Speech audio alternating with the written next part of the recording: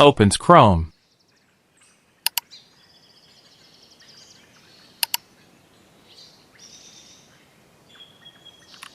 Types Adobe Reader into the search bar and hits Enter.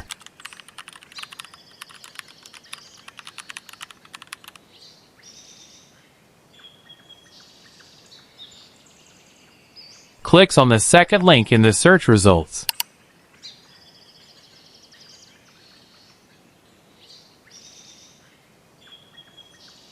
Clicks the Download button on the Adobe Reader download page.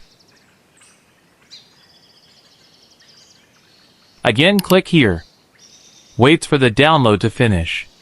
Finds the downloaded file and double-clicks it to start the installation. Follows the installation instructions by clicking. Waits for the installation to complete. Clicks Finish when done. Now your software looks like.